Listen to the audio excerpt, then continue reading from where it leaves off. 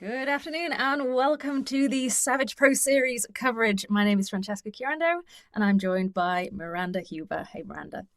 Hey. So this is the first of three of the Pro Series races for the Savage. It's actually the first Pro Series race of the Savage Series this year, which feels crazy because last year there were 7 races, I think, and it was going on all throughout the year. And whilst there have been Savage races, this is the first one that we're covering as a pro event. So we're going to be here in Maryland today. There are going to be 3 races that count towards the Pro Savage Series. Today is Maryland on September 7th. Georgia Fall is the next on September 21st. And then Florida Fall is the final event on November 2nd. So the interesting thing about this year compared to last year, obviously there's a lot fewer races. Last year, I think there were 7, and one of them was a compulsory race. So it was your top scores were counted, and then one race, it was the final race, which was in Florida in November, you had to attend in order to have your scores count. Whereas this year, there's 3 races, just 3 races, and none of them are compulsory, which I think will change things up a bit, Miranda. What do you think? Yeah, I think so. I kind of liked how they did the mandatory final race. That way they get everybody on site and they can do the awards and everything there. But also there's downside to that because if you can't attend that one specific race, you pretty much are down out of the series. So I think there's a little bit of a change up with them having just 3. It also is easier to attend only 3 races, so you can try to Mm. prioritize them. So yeah, I think it's a good number. Yeah, I'm looking forward to seeing how many people are going to complete the series. It's interesting with the series starting so late in the year, what you say, how people can prioritize the races. They've had plenty of time to kind of plan. And we are getting Yes. into what has always been known as championship season. So people are kind of aware, but there are the 3 races quite close together. Yeah, that makes it a little challenging, especially like you said, because it is competitive season. So what other races are people doing? Are they going to burn out? Things like that. But if they prioritize this back half of the year, hopefully that front half Mm. was really just a really good uh, building training session. So uh, yeah, we'll see how that changes things. So we worked together on just about all of the Pro Series coverage last year. So I'm very happy to be back here with you. Should we have a quick chat about what happened last year, the athletes we saw, where they placed, and what we might be expecting to see today? Yeah, for sure. So last year, I think for the men, there was a constant battle between Sean Roberts and Ryan Kempson. Between the two of them, Sean ended the series first with 499 points, and Ryan was with 498 points. Now, the way the series works is you get 100 points for each win that you get, 99 points for a second place, 98 points for a third place, and then those scores were accumulated top 5 scores with the compulsory race happening in Florida. And between the two of them, they kind of were swapping places. There was a fantastic photo finish at one of the races, and a couple of races missed where one would be there and the other wouldn't.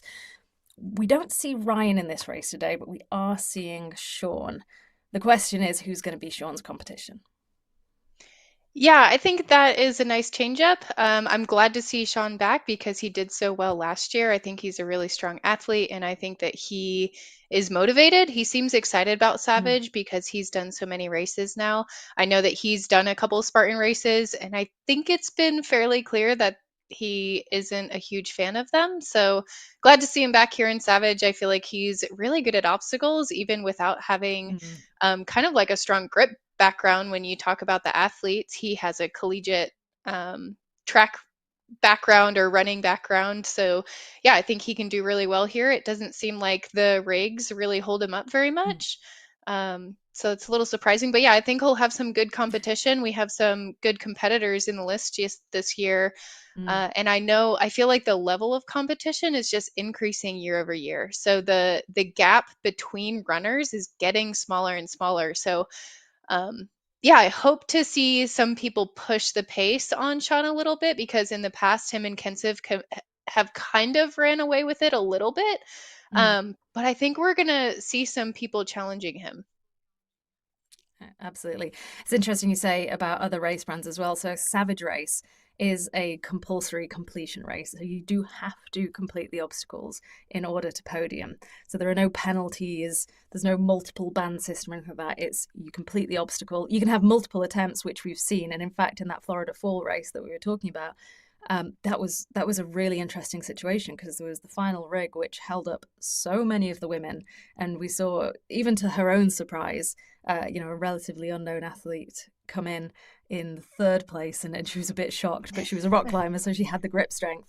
But that adds definitely a different element to the race. Rather than attempt the obstacle and do the penalty as fast as you can, it does come down to being able to do the obstacle, which I think makes for really great obstacle course racing. Yeah, and we saw some people make some riskier moves last year, skipping holds and things Mm. like that, trying to take things more aggressively. And when you're in a series race like that, it there is a lot more on the line, and it makes Mm. the spectating, in my opinion, more fun because they're people that Yeah. are willing to make risk makes it more interesting of a race to watch. Yeah, absolutely. So from the point series leaderboard last year for the men, today we do have Joseph Cotto here today. Kevin Thompson will be running today. I think Johnny Maris is here as well. I'm not sure if there are any other names that stick out to me from the start line that finished very highly in the point series today, last year, that are here today. But it's kind of anyone's game, really, isn't it? I think we've got our eyes on Sean, but who knows? You just don't know because it has been already quite a lot of the year. Savage have been having races, and there have been people attending them and winning. So there has been practice been going on. Yeah, so you mentioned some of the repeat offenders from last year from the series, but we also had the Green brothers that attended a couple of the series races, but I Ah, think something happened and they weren't able to finish out the actual series. So I see them on the registration list today, so I'm excited to see them race. They do really well, and they did shake up the series a little bit last year, but they didn't finish it. So again, with it only being three ah. races, that really makes it a bit easier for those competitors to fit that in. So I think that those are definitely some people to look out for. So that's Marquez and Nathan Green. Very good. Good shout there. And then when it came to the women, last year topping the leaderboard was, well, I'm looking here. Oh, yeah. So topping the leaderboard with 498 points was Chris Rogloski. She pretty much ran away with every single race apart from the final event in Florida. Um, but that was the week after World's Toughest Mudder, so that doesn't necessarily surprise me. She's not going to be here today. But coming in second last year was Jamie Horianopoulos, and she is here today. And she had an incredible, absolutely incredible season last year at the Savage Pro Series. Coming in closely behind Chris Rogloski often, which is really something to shout about. Yeah. Yeah, for sure. So we saw Jamie a lot last year, and she had at some point like a 8 streak of winning Savage races. So there were, I think, 8 races in a row where she won first place. So Jamie's definitely another strong competitor and athlete to look Right. out for. And somebody we're not going to see, you said Chris ran away with it, but there was competition between her and Alex Walker. Alex led a couple of those True. races last year, but Chris made some moves on obstacles towards the end. And then at that final Hmm. Hmm. series race, Alex had some trouble getting through the rig, or it might have been the second to last race. I can't remember. But yeah, so Alex Walker finished fifth or sixth in the series last year, but she made Chris work for it for sure. And it was just because Yeah, of there how was the races shake out, how the points give out. It was a little unfortunate for Alex that she went from for second place in this series all the way down to fifth or sixth because of how important the obstacle completion is. So that really goes to show how that can significantly shake things up afterwards. Well, they've actually brought in an interesting new rule this year, which is there's a 2-hour limit to complete the course to be eligible for awards. Part of me wonders if that's something to do with that final race that happened in Florida and that final rig, which saw women battling it out there for a long time. Well, saw a lot of athletes, but we're talking, the podium finishes, they were battling it out there for a while. I wonder if that was partly influenced by that. So they have had a rule like that. I think that they did change it from a 3 hour time limit down to a 2 hour time limit. So they did always have a time Mm. limit. It's just that made it shorter. Fair enough. So other names on the list, Rachel Waters was a great athlete last year. She finished in third place.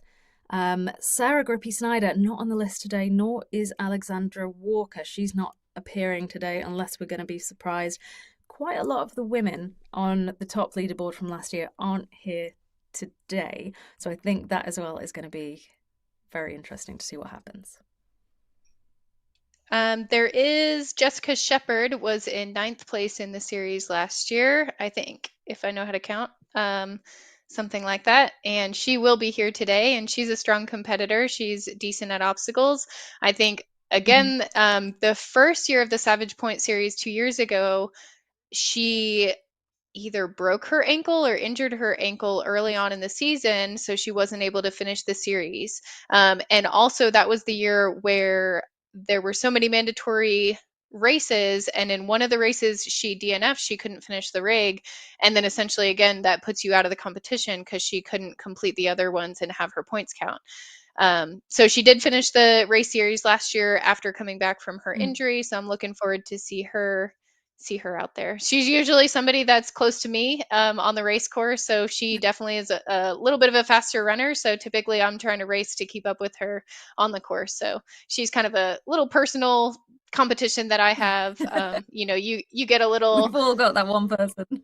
yeah, those people that run around you, right? So like Chris isn't really my competition because she's typically 10 minutes ahead of me, but the people that are right in front of me, I like to root for them because it's always exciting to see when rigs shake things up and those competitors can get back on it, and close the gap. So And we do have three new obstacles today for this race. The first one being Voulez-vous lâcher, which is a lâcher obstacle. Something that's always interesting to remember with Savage Race is that athletes can ring the bell with any part of their body, unlike, for example, Spartan, where it has to be the hands. I often get thrown by that when I see it. I'm like, oh no, wait. So that's going to be interesting because lâcher is, I think anyway, it's a learned skill, and if you don't have it before going into a race, it could be tricky.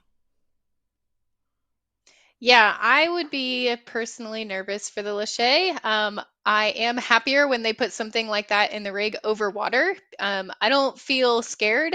I'm not somebody that's afraid of heights. I'm a rock climber, but when you put it over land, you kind of second guess, if you overextend on your reach, how am I going to land off of this thing?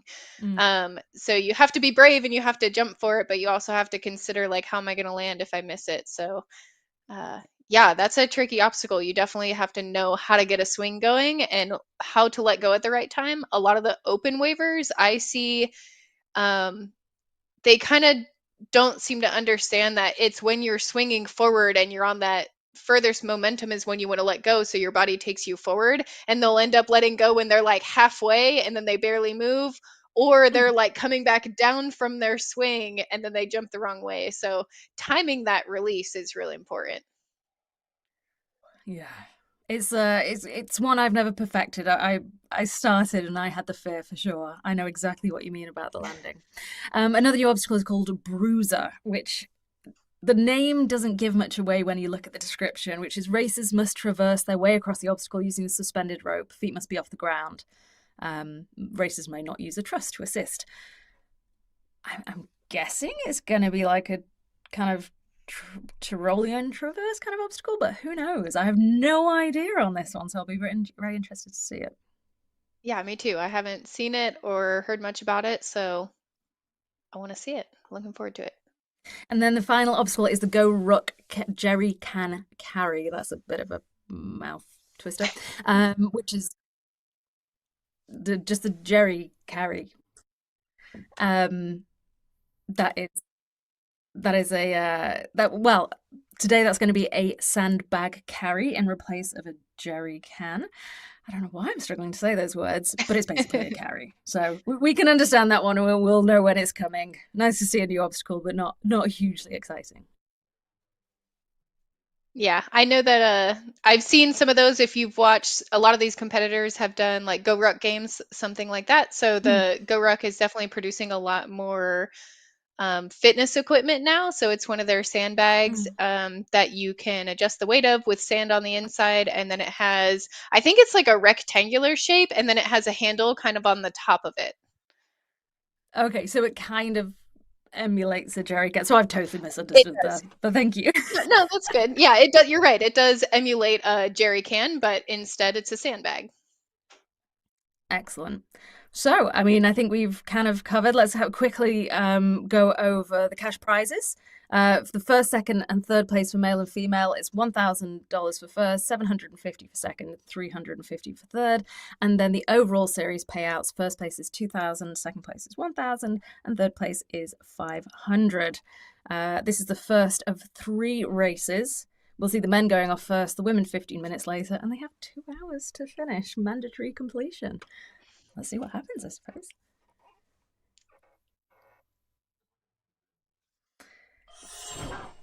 So before we head in there, let's have a quick look at the map and what is going to be happening. It's quite a big list of obstacles, isn't it, for this first race? We've got 28 on there. Starting off with back scratcher, nice and simple. I think this must be in the handbook of how to design an obstacle course race. Yeah, so Stick I had a stick the race this walls at the beginning weekend, and break and them up.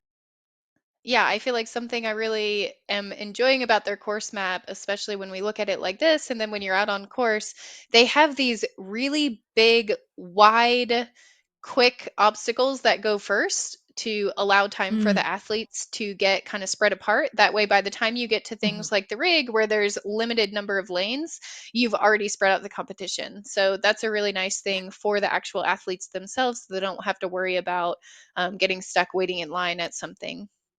So yeah, Savage I does an love that we've amazing got job to a somehow of point doing in that. we've got to a great point in obstacle course racing as the sport develops to kind of understand that this is how to create the best racing environment for athletes so that they can have the best competition while still doing obstacles and not just relying on running to break up the pack. So we start with the Yeah. back scratcher, and then moving on from there, obstacle number 2 is the ramp wall.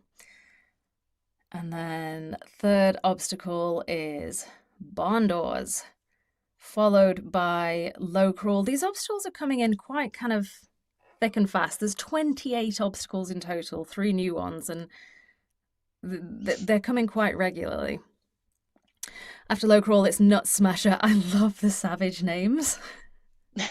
And then slippery incline. Then we move on to clothesline, sawhorse, big cheese, and block party. That's 4 obstacles, one after the other, very close together. Swamp ass in number 11, followed by savage rig in number 12. Savage rig, always a bit of a favorite, isn't it? Yeah, they also do an awesome job at always putting a spectator route to the rig. So I Mm. appreciate that as well, for your Yeah, that's a spectators that really are big there. deal with race. Yes. Yeah. Twin Peaks. Oof. In number 14. So we're about halfway through. That is a big obstacle. Great Wall at 15. What kind of height are we looking at here on Great Wall? I think it's 8 feet. So that's one that if you're shorter, you could have a little bit of a challenge. So for the taller athletes, I think of like Sean Roberts, he's not going to have any problems, and actually the majority of the men's field won't have any issues whatsoever. I have had to Mm. retry Great Wall, and a couple times I've had to retry it quite a few times. So I'm definitely not a taller athlete. I'm 5'4". I'm also very terrible at jumping and plyometrics. So that's actually a hard obstacle for me. But somebody like Chris and Jamie Horianopoulos, they're both pretty tall athletes, so they just go right up and jump up to the top, and it's not an issue. For me, I really have to jump hard to reach the Mm. top of that sometimes, depending on what the ground underneath it is like. I know I would struggle with that one as well. I learned to do walls back in the day Yeah. when you could use the sides, and I've never really got used to doing a different technique. So after Great Wall is the first of our new obstacles, which is Bruiser at number 16. I'm looking forward to seeing that. Followed by Mud and Guts and the Go Ruck Jerry Carry.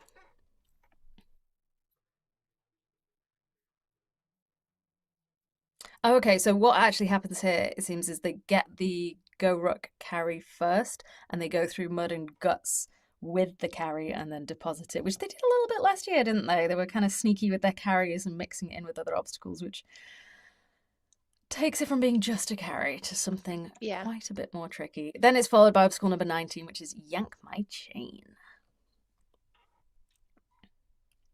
Sawtooth. I think just iconic Savage obstacle, isn't it? Oh, for sure. Great one, always And over we water. have But yeah, Sling Ring is after that, which was a new obstacle last year. I've enjoyed that one. That's a good obstacle they it designed. was.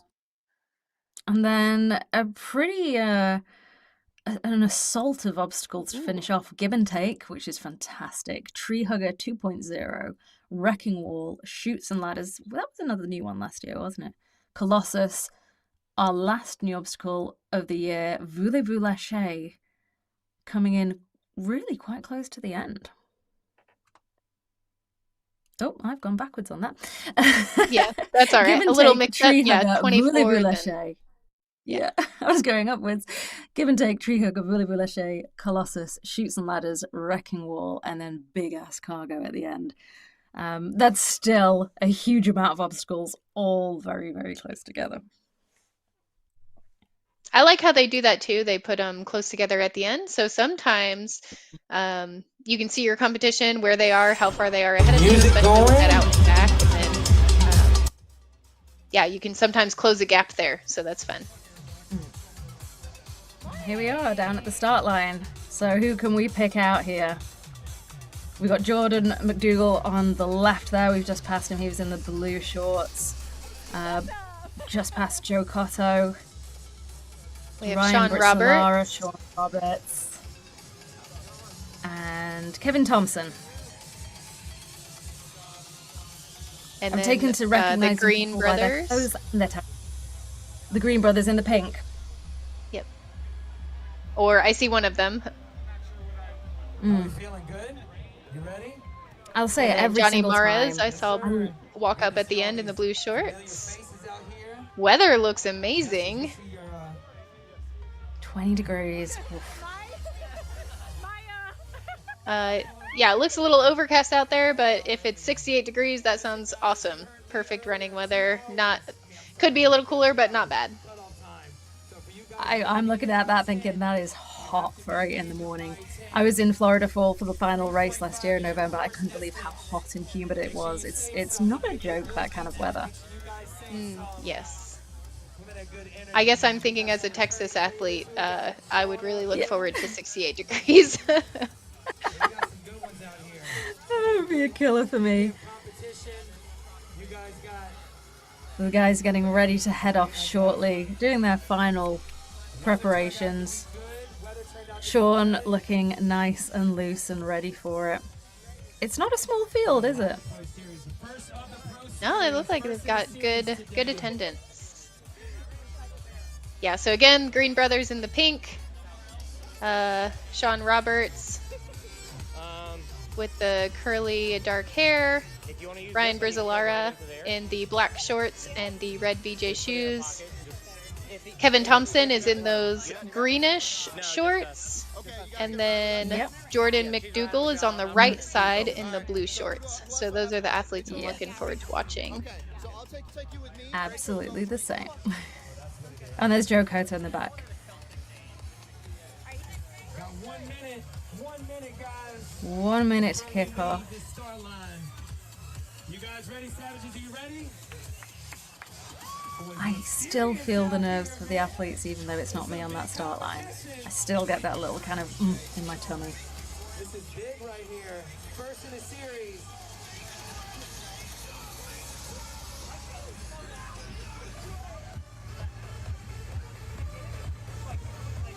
You guys get ready. Yeah, now you're making me nervous thinking about it. Start line vibes. I can't help it. You can just picture that moment, can't you? All right, here we go, Savages.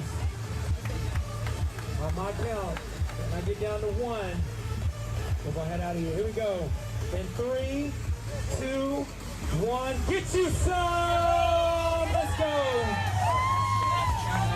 Let's go! And we're off. It's a big wave. place in the point series. Got a good number of Yeah, that cameras is a out on lot. course today. So we should be getting some pretty good pictures and be able to follow the action pretty well.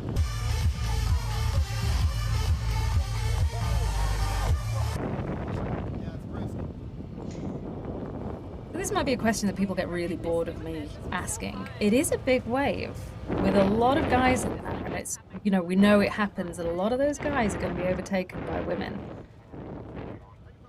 I know Spartan changed things up to have the competitive wave where everyone was running together, male and female, and I don't know how much people loved that, but I did like the idea of giving those pro women a front spot without having to overtake people. Because this is a big wave to be overtaking people. Yeah, I actually think I used to prefer them separated. That way the men's field is kind of spread out by the time you get there, but then I'm starting to think maybe that's not the best way, like you said, because then you have to overtake more men and there could be more in your way. But I have found that anybody that's in the back of this pack that you're going to pass, they are very happy to get out of your way if you just make a shout out or they see you coming. So I find that they're all very courteous. Yeah, it almost could be interesting. And I'm not. Let's go, Joe! I'd like to see the women go first and see if that would shake things up. Yeah. I think my opinion is I don't think anyone should have to ask for space to get through. Oh, there's Jessica. We love Jessica Rabbit. So we saw at the front there was a group of guys running hard already, back through obstacle number 1, back scratcher, and they're here ready for race number 1 of 3, and they're competing. Sean Roberts out in front, which, I mean, such a beautiful running style. Just going so fast, but looking so easy, and he's got a good head start already. Great work, guys. Way to go. Let's go, Kevin. Yep, some of those athletes we expected to see all up towards the front. Sean is already making quite a gap. I don't know if he's gonna hold that pace. I forget his name too, and he has no number. Yeah, that's Ryan Brizolara is out in second place. And Jordan McDougall is in 4th. I'm not sure who the blue shirt is in 3rd. And then Kevin Thompson in front of the camera. Yes.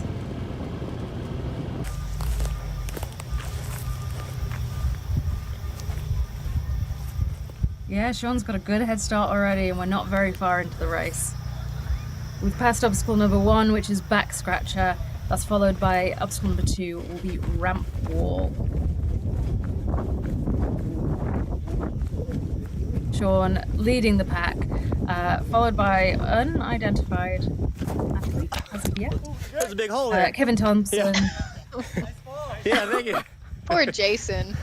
That just shows you how hard this terrain really can be. Good job. They are moving so fast through that. Yeah, they make it And some look of way these too athletes, like I say, easy. they're very tall, aren't they?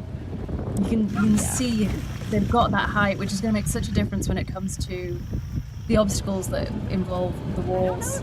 Also going to make it difficult when it comes to being low to the ground, although rigs, etc. I think that might be Noel Medina, maybe? Some of our That just went through. competitive ones. Oh, no, never mind. So Kevin Thompson, easy to recognise because of the tattoos on his shoulders. I like to go by the colour of the shorts, but they're both wearing the same brand shorts, which has now thrown me.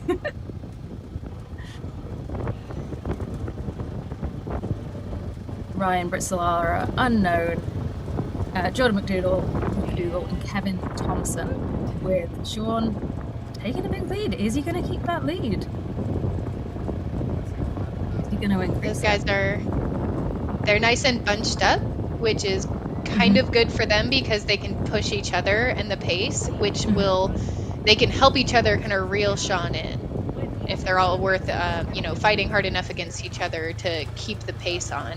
If you get out there by yourself and the person in front of you you lose contact, and the person behind you the same thing happens, it's kind of hard to keep the pace on. But yeah, so this is nice to see them all together and using each other to feed off of. We're so early in the race, though. We're already seeing some kind of quite big placements there, but it's Kind of got only Matt, just begun. Ryan, Kevin, Jordan, Sean. Oh, they're closing in. I think I might have heard her say Matt, so maybe the guy in the That blue was shirt. nice, Ryan. Yes, I'm just trying to look that up. That was super smooth. Did you do that? It could be Matthew Boyer or Matthew de Villiers. Oh, I didn't see Jordan. His body was just like, phew, he like human flagged out. Which is the best way to do it. Yeah. Instead of stepping over, you send your legs over. Yeah.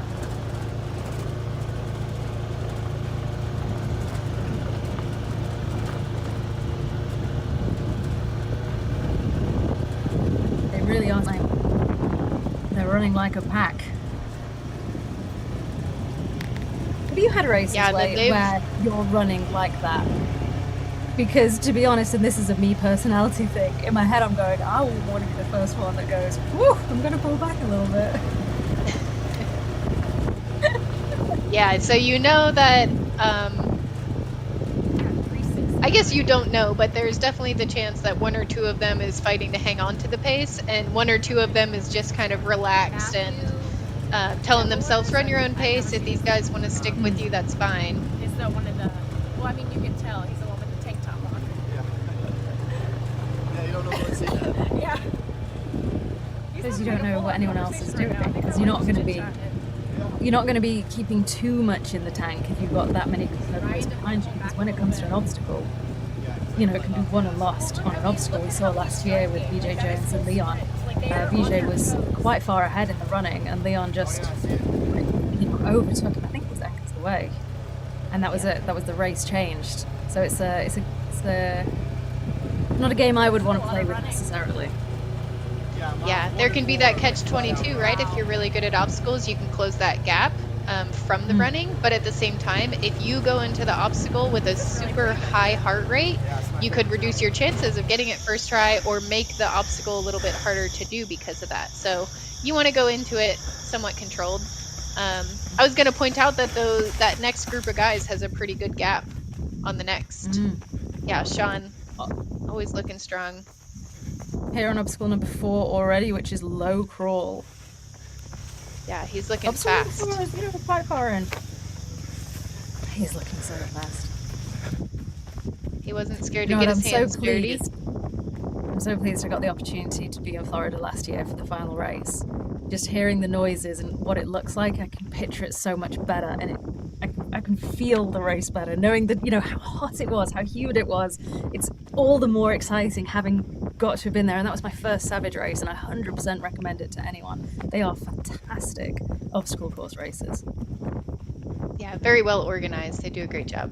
We had a little picture-in-picture there, and I felt as though Sean looked a little faster on that low crawl compared to that group of guys behind him. He looked very, very fast. He had a great technique. And well, whoever the rabbit is keeping up with him, they're doing an amazing job too. Yeah. Yes.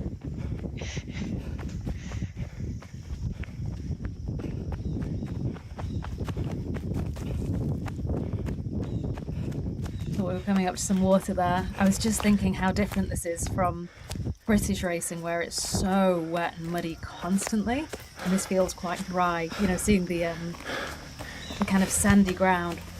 Ooh, the gap feels like it's been closed a little bit there. Yeah, it did. Jordan coming in, followed by Matt and Kevin, with Ryan, who was in second place, bringing up the rear. I love that technique of going up the hills and kind of pushing down on the leg. I don't know why it works, but it works so well, doesn't it? It does. I remember seeing that for the first time by Robert Killian when one of the years that he won the Spartan National Series race, and the commentators talked about that, how that was a good technique, and I've since learned how to do that, and I enjoy it as well. Good job, Sean. Wow, big jump from Sean. Go, Jordan. Go, Kevin. Woo! I feel like Jordan's closed the gap a bit there with Sean. Good job, Yeah, guys. and Kevin looking strong. Good job, good job. You guys are crushing it. We have a really Ryan tight Bridgewater. pack already.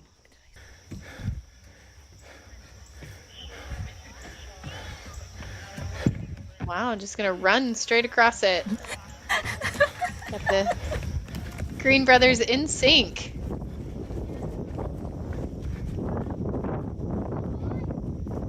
Is this Joseph Cotto? Yes. Okay. Keep it up. I wonder what it's like running with your sibling and running well together. Like, do you finish together? Does one of you leave the other behind?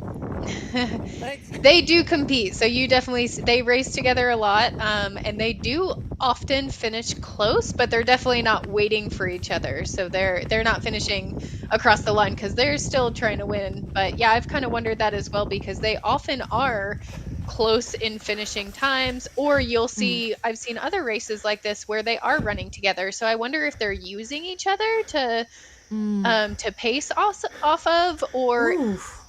Just saw a little trip there from Joe Cotto and an overtake. So it's now Green Brother, Joe, Green Brother. Yep. Sorry for interrupting. I think it's a great aspect of Go, sports, guys. competitive sports, where people can have a really close relationship outside of the game and be competitive together when they're competing. Okay. yeah, at this point I feel like the obstacle racing community is a lot of my my friends that I love. There's Jessica Poppy Yeah, he here. likes to take random screenshots and Yeah, be like, she's the "Thank you best. to our rabbits." But yeah, so a lot of those people are my I friends just now, and never so saw them even if because they're it's ahead of always me, I'm out kind of there. cheering them on, like, go you, I hope you win. So it's a little It's really conflicting because I difficult want to when- win too, but yeah. Well, when you're doing commentary and you see someone, you're like, oh, I really like this person, I want them to do well, but I also really like this person as Want to take well. this? I sure do. Okay. Yeah. Perfect. Do I use the button at all? Nope. You just. Yep. It's still Alright. rolling. So women will be heading off in the next few minutes. Sean, the new list has been sent. And we're just Hey, strangers. in some very beautiful They'll be here in, landscape like, waiting soon. for some guys. 2 hours, 10:15. And here we go, here are the women. Let's see who we see on that start line. Your distance. I believe you guys will impress these men. Jamie, always my easiest to recognize. She makes it easy for us.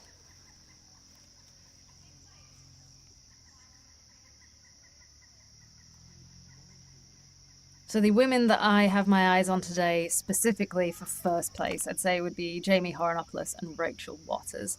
And then after that, it's kind of...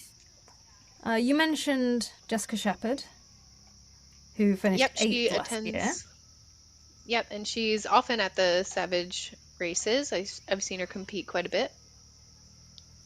And there's also Courtney Washington here today. That name has popped up a few times in the last couple of months, certainly when I've been going through race results. Yeah, I think we So it looks like the women saw are her off. this year. As it goes to Courtney Washington, I believe we saw her this year in Savage, Georgia. She was on the podium. He was second place, yeah. So we have a 2-2 there. Fantastic.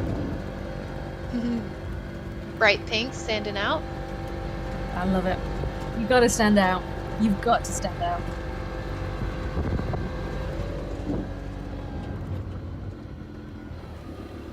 Women hitting that first obstacle.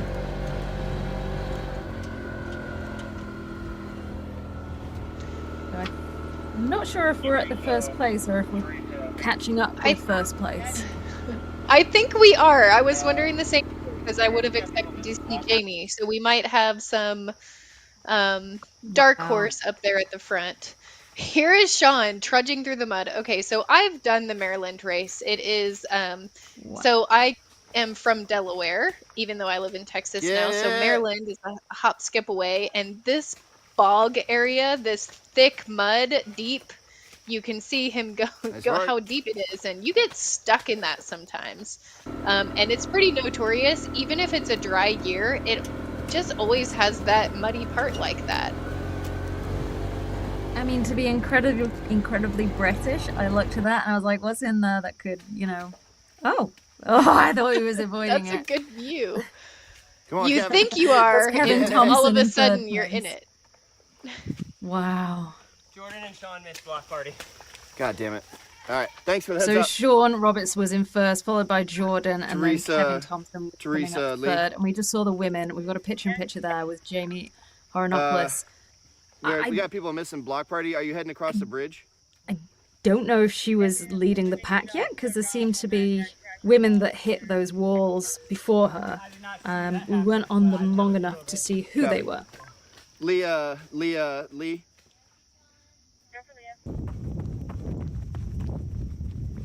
And we heard there on the camera that the first couple guys might have skipped an obstacle, the block party. So I'm curious how they're going to rectify that. Savage Race, it's not honestly, easy to skip I believe in their race directors so much that I think they're going to make it a fair competition. You can hear them trying to figure out what to do about it. Here's the rig. Ooh, big moves. Oh my gosh. Oh, Wow, Jordan. and there it is. That's what we're talking about, overtaking the Yes. obstacles. Jordan looked like he was going to fall off that obstacle on that swing. You got this. And yeah, he Keep overtook Sean Roberts, who had a huge lead in the beginning. Yep. Yeah, those obstacles making the difference. That's kind of what we talked about earlier with being aggressive and making aggressive moves to close gaps like that.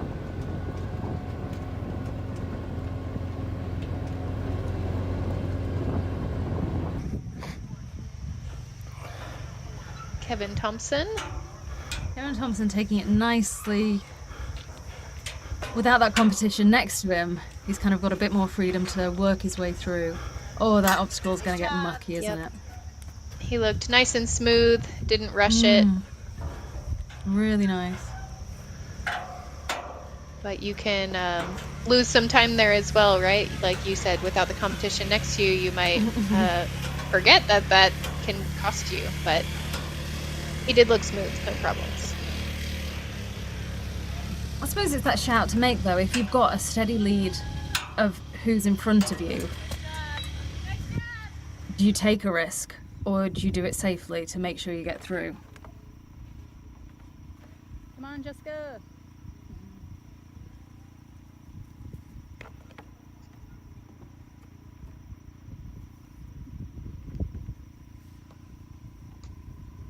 So we just saw Jess Sheppard go through, who you pointed out. Good job, guys. Good job. You see such a difference here in the women, and just that bit of height. Lovely bright pink going on there. Definitely approve of that.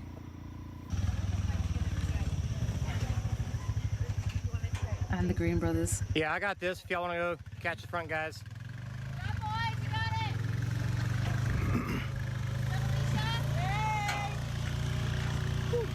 I didn't even see the pole. That's why I told you, like, careful the pole. Nathan and Marquez have been on American Ninja Warrior, so they're not shy to difficult obstacles. Okay, thank you. So I want to be saying, the gentleman in the vest, sorry I went quiet for a minute because I was just trying to do some quick research, is Matthew de Villiers. Just leave Emily. Running with Life Runners, as you can see, is the one wearing the vest. One of the few in a shirt. Oh yeah, I didn't think about this obstacle is probably extra difficult because these guys just came out of that thick, deep mud.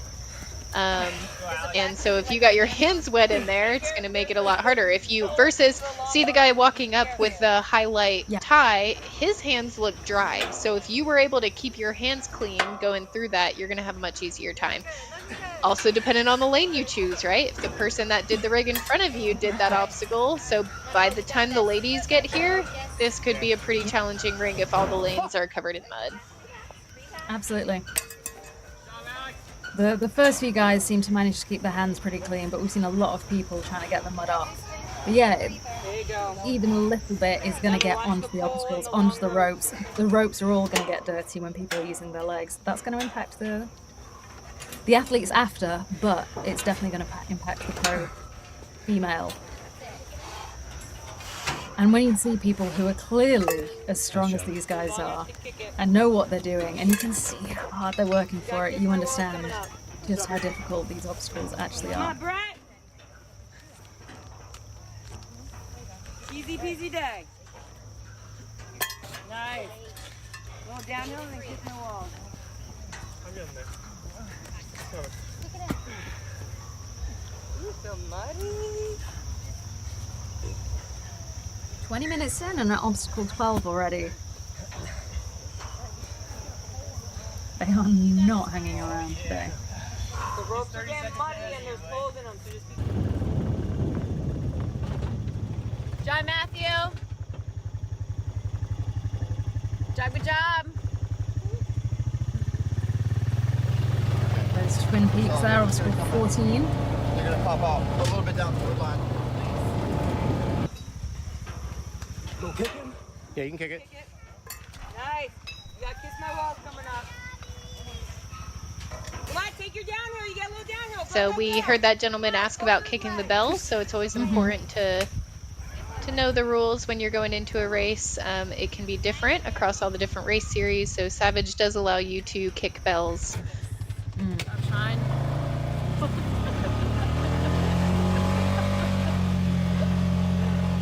You got this, I always brother. thought it was great fun when everyone started learning to kick bells with their feet at the top of the rope climb, and then Spartan were like, no, I understand why, it's really unsafe, Yeah. but it's cool as anything. Probably should use your best judgment into which bells should allow that and which should not. Though we saw Sean there ahead, followed by Yeah, Jordan. with yep. And now we've got the bulk of the guys coming through the rig. Yep, nice kick of the bell there. It's a nice stationary camera we have here. Oh, just misses it. Interesting use of using the strapping on the ring rather than the ring itself. I'm always a bit confused about when too many rules start to come into obstacles and you can't touch this, you can touch this. I think it should be kind of get from A to B as long as you don't touch the truss. Go, go, go. I personally would find holding the strapping harder than the ring, so fair. Yeah, I agree. That Yeah, was kind there's of a fun. challenge there. It's hard to enforce those sort of rules. But yeah, ideally you'd make it hard for them to touch things that you don't want them to touch, or that it doesn't, kind of like you said, it's not something that really improves it.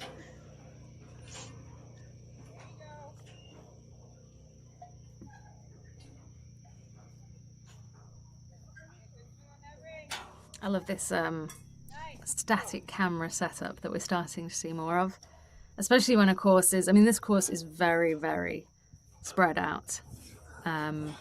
There's a lot of distance covered. You know, it goes back and forth a little bit, but there's a lot of distance covered. And it's one of the millions of aspects that makes trying to get coverage of a race really tricky.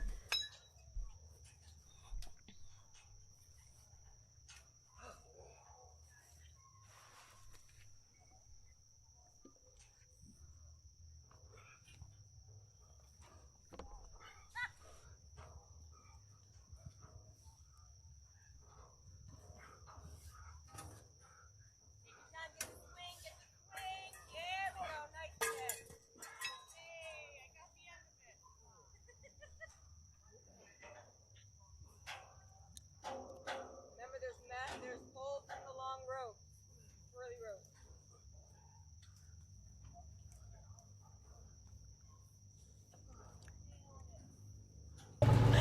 Sorry, it's okay. Making the switch now, looks like we're chasing the athletes down. I think we just missed off camera Kevin on Bruiser and now chasing him down. Seem to be getting a bit of a gap in the top three between Sean Roberts, Jordan McDougall and Kevin Thompson. Which makes for an exciting race, but tricky coverage. They are going fast. Is that Jack in that going so fast? So there should be some good shots here.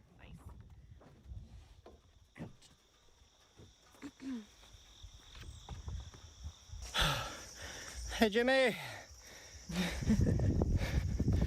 Here comes Jamie.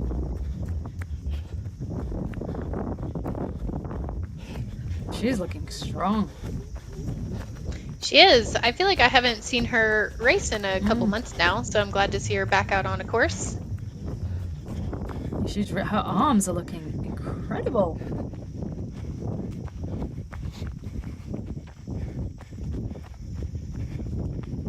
Under the wire. Oh, this must be here the we mud go. and guts with the carry. Nice.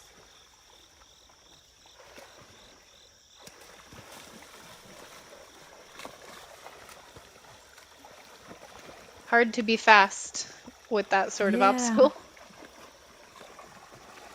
That's a good technique. We saw Jamie in the Jordan. picture-in-picture. She seemed to have a Nice. much bigger lead than Sean had at that point. And he had a good lead. Ouch. And He he got did. caught up. Job, So it'll Sean. be interesting to see how that compares. Yeah, I'm Good job, a little guys. surprised to see Jordan so close behind him, but yeah, he's right on his heels. All right, 8:26. And we still have this dark horse out here in front. Great job. She was leading the pack to start with. She was Good job, Kelly. Thank you. Kelly Sullivan, I believe. Come on, Rachel. Get him. Rachel Waters. Very smiley Rachel Waters.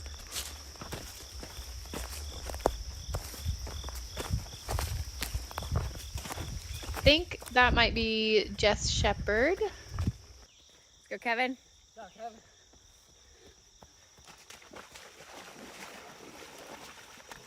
Kevin looks like he's really pushing himself. Good job, good job.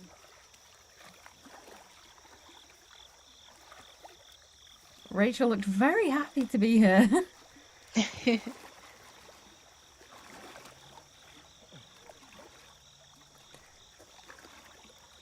Not taking the balance beam as fast as some of the men were, but slow and steady is always, I mean, still really speedy.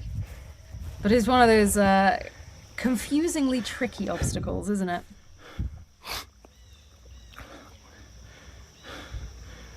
Yeah, you don't want to go too slow, but running seems a little risky. It was interesting to me to see the men take that tactic. Good job. It always surprises me how difficult a balance beam is, because when you do it on flat ground, you're like, yeah, I can walk in a straight line, it's easy. As soon as you take it a little bit off the ground, it's like, I've lost all ability to walk. That's Jess Sheppard in a, I was about to say Union Jack, not Union Jacket, Stars and Stripes it looks like.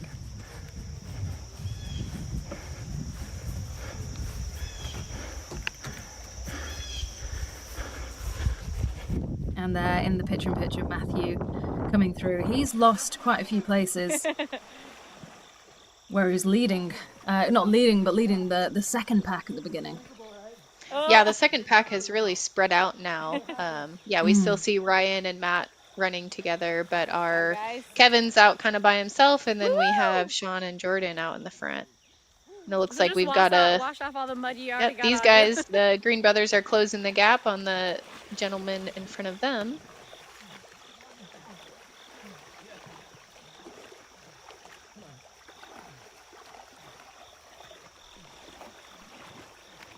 Good job, guys.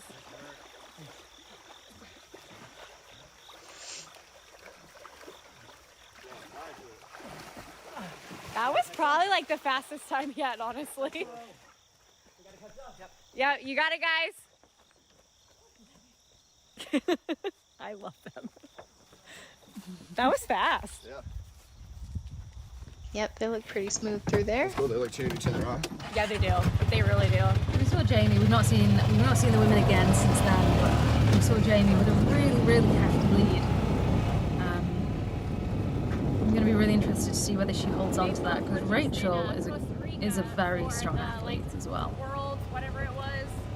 Did you see that in Costa Rica? I missed it. Yeah, it was some like world OCR world. Not, it wasn't like actual worlds, but it was something. And they both did really well. Yeah, they both did really good. This is a cool shot. Yeah. When you're running down this corridor, it feels like forever. Yeah, it does. When's it over? Yeah. I Which is funny. you think would that's that the coordinates Kevin. would be here Hard to tell.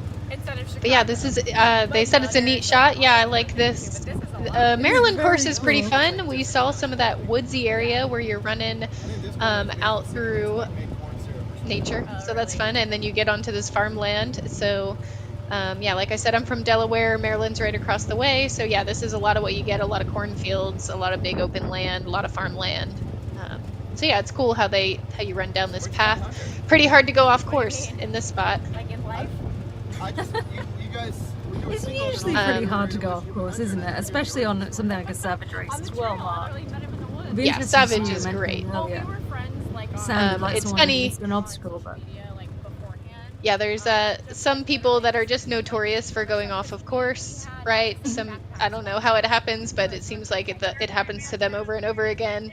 But I don't see that. Those people do Savage Race and don't have a problem, so they definitely mark their courses well. They anytime there's something where it looks like there could be a pathway, they always mark it off with tape, so that way you're not tempted to go through there, which is they do a superb job. 2020, so was I. But Savage then, Race know So what it they're looks. then I would hike Yeah, it also looks a little overcast there, which I remember, like you brought up, the year or two ago when I did Savage Maryland, it was, I don't know, 100 degrees and sunny. So this part of the course, you were also already super hot. You're kind of dying at that point, and then you're just getting baked by the sun. So that, cornfield is a cool view and a cool way to go, except for when it's hot and sunny, then you have no reprieve from the sun. Yes, yeah. Well, yep. I'm not sure I've ever raced in that kind of Living temperature, in and a I'm not tent sure I could, together to be after not honest. showering for like a week, we'll do that. So like fast forward and Yes. getting used to each other part. Absolutely. It's not fun. Yeah. I mean, 24 hours a day you're with somebody, so yeah. That's what happened with me and Teresa. Yeah, literally. We're Yeah. like in the oven Yeah. all the time. Yep. 32 minutes in for the men, 17 minutes in for the women if they went off on time. No time, so I'm gonna cut them off. Okay. The men are getting through the obstacles. Looks like Sean is still in first. There's Jamie. 19 minutes for the women. My math is bad, but they must have been off 15 minutes early.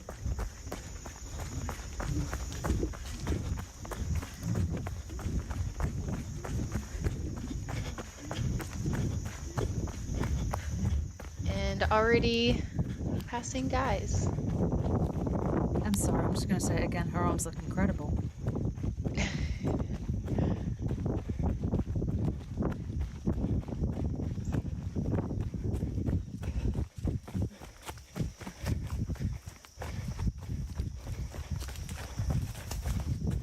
Yeah, she's looking really strong.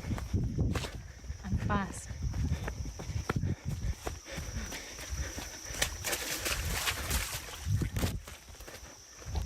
Male lanes are on the right side.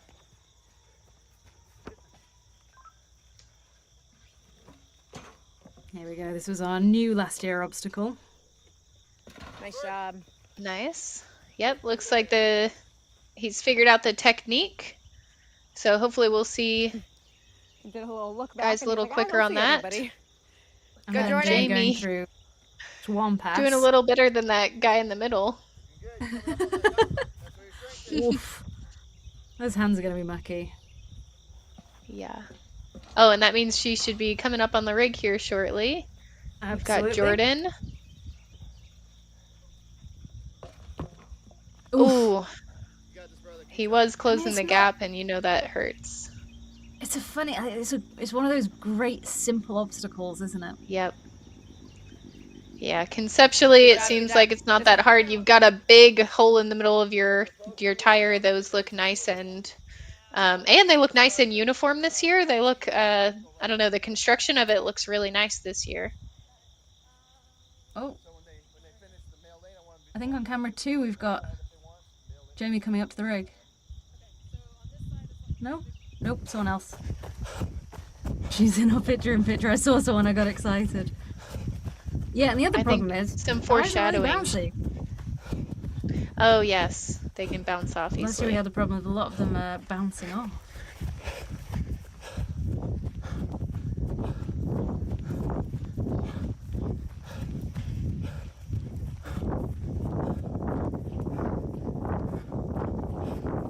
Special shout out to our rabbits. we couldn't do it without them. So it's amazing getting some. If you're ever on course and you want to follow some athletes around, OCR report if they're doing some coverage for it, you can usually hook up with them, volunteer, be a rabbit, get a free race code. So yeah, definitely look into that. Absolutely. Now It's not an easy job, but it's a fantastic job. Here we go. Here's Jamie.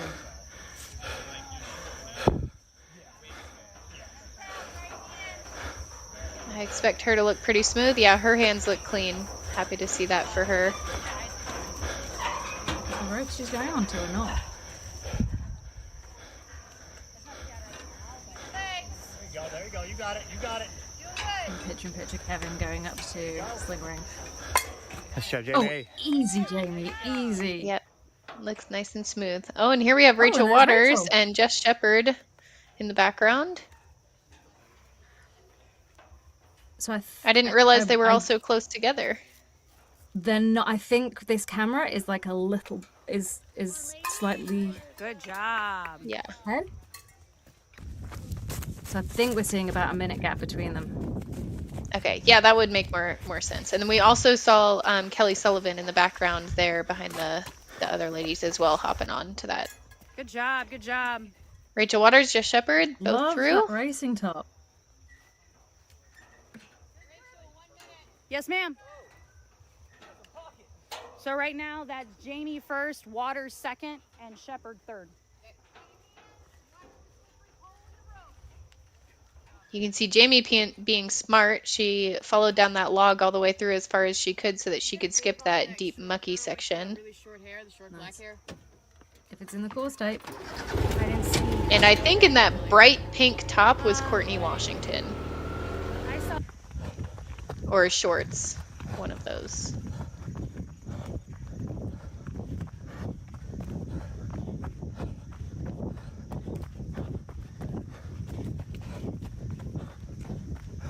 Oof.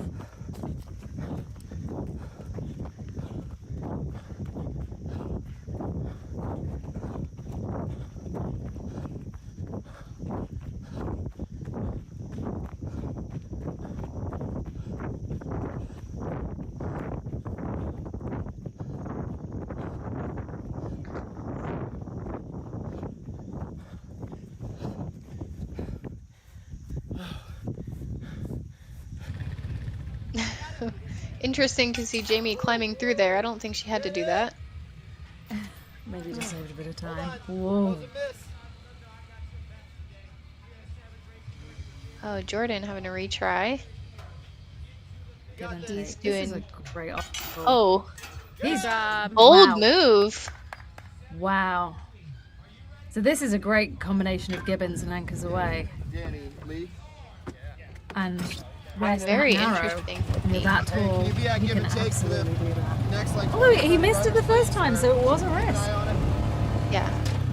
He's not seeing who's ahead and who's behind, so in this one he's decided to take the risk. And I saw that he had stuffed in the gibbon into his shorts, so I wonder if he asked the race director there and it was required that he had to take it with him or not, or maybe he just took it in case he decided he wanted it. So yeah, I'm a little, as an athlete, I'm a little curious about the specific rules in those sort of scenarios, you know. Kind of working on the other side, my opinion is the fewer rules you have, the better. The less you have to tell people, the less you have to judge, the better. So if you want to take it like that, you know, you don't have to pick it up. Whee! There we have Oh, Sean. Coming down Colossus. And we have Jamie on Twin Peaks.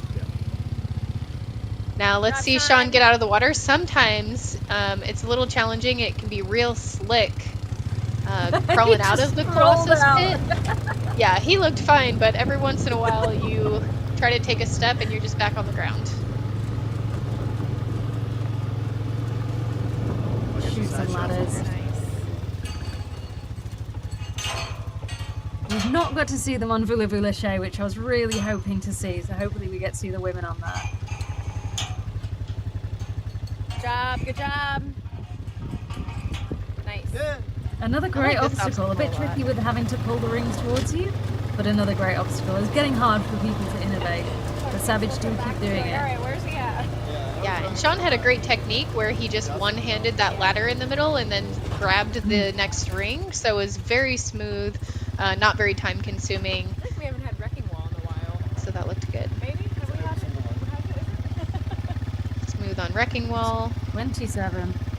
Remember Rise and Shine? Yeah, how could I ever forget? Yeah. 27 of 28. That one was cool too. Good job, Kevin! Yeah, that was cool. That one was a little harder to Figure out. yeah. We're or, just like, looking harder for to big tell ass people, cargo like, here, and then we're going to be seeing not the do men's that. results. Like, They've people, like, stormed wanna through climb this on 41 top of it. minutes. That's ultimately why I got rid of it. It's too complicated. Yeah. Yeah. Sean looked strong throughout. No issues. Or head back. Yeah, head back. Good job, Sean. First place. There we go, coming in. Not going to be overtaken here. Sean Roberts. Not a surprise, but he definitely had some competition from Jordan at places. First male Sean pro Roberts across the taking finish line first now, place Unofficial Sean Roberts. in the first of the three, skipping over the start of the finish line. I love that. The first of three of the Savage Pro Series for 2024. First place for men is Sean Roberts. It definitely wasn't a runaway win for him. He had competition during that, which is very interesting to see because last year, you know, the competition was between him and Kempson. But it's not like without Kempson, he's been left with no one to compete Yeah. with. Jordan was on his heels quite a few times, and it looked like Jordan had to retry a couple things. And if not for that, I feel like this would have been a closer finish together. So yeah, you're right. Sean really had to work. It wasn't a gimme for him. So I'm happy to see that. Next race is coming up in only 2 weeks. Not much can change in terms of fitness in 2 weeks, but certainly, you know, if they're both going to be there, it'll be interesting to see how they compete against each other. Woo! Big jump from Jordan. Looking very agile. I'm gonna have to figure out how to address this, Kevin. Same with Jamie going down that hill.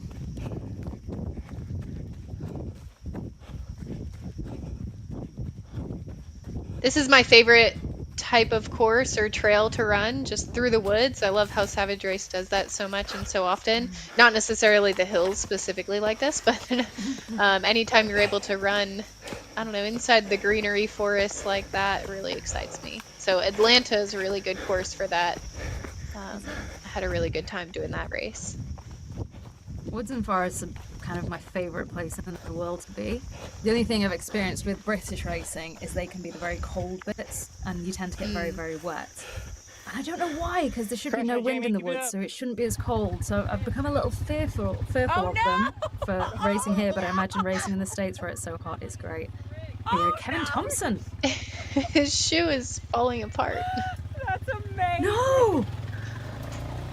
Oh my gosh. Looks my like the whole bottom has dropped off. I don't know what he's wearing, but we won't talk about whatever brand that is. That's crazy! He's basically running the sock. And to come in third with a falling apart shoe. I didn't even notice. Kevin has done great in Savage races, and he has some really great podiums under his belt, but excited to see him in the third place in the Savage Race Series. Yeah, we can just He's had a good year. He came first place in Savage Georgia this year, first place at the Spartan Asheville Sprint and Super, and he was fourth in the series last year. Woo!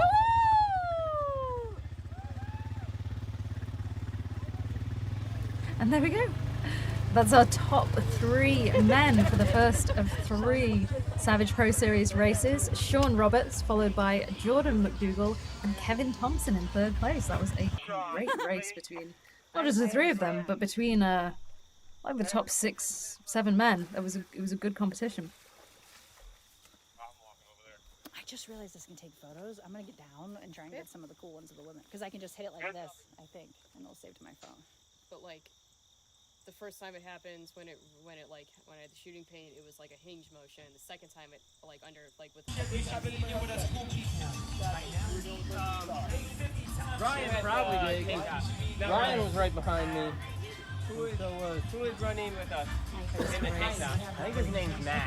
He was right there too. Missed an obstacle, but it was probably only Because me and him were both trying to call you guys, yeah. So I might been too early with this?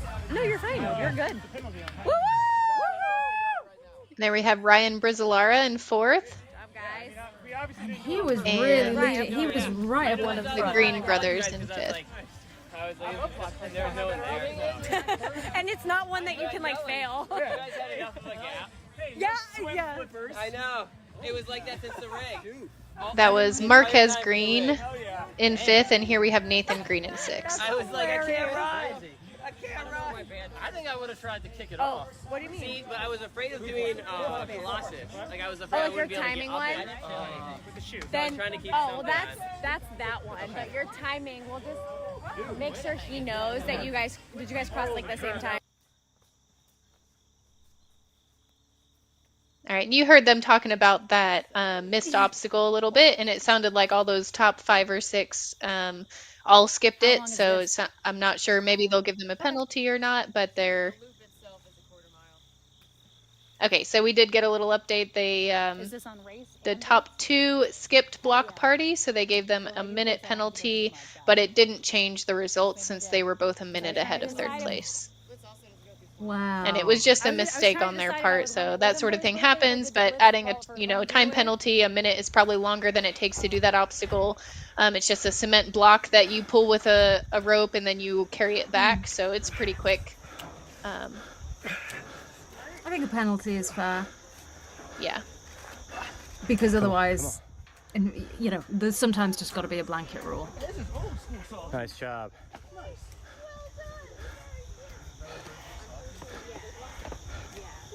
You have the women coming around. Yeah, I followed Jamie through the woods, so she's on. Figure something like maybe failable, but I think we're good. I think a vote is the top 10. Can you hold this real quick for me? Thank you. Just hold it right there. Okay.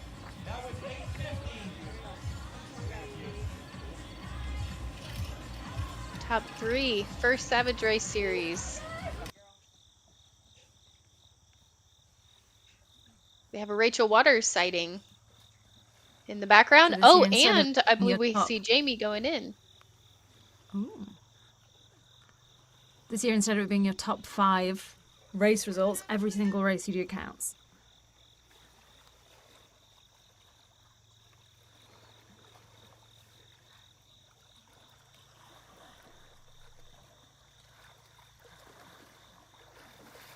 That is not.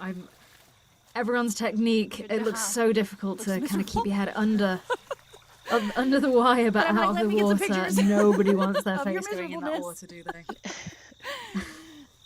Miserableness.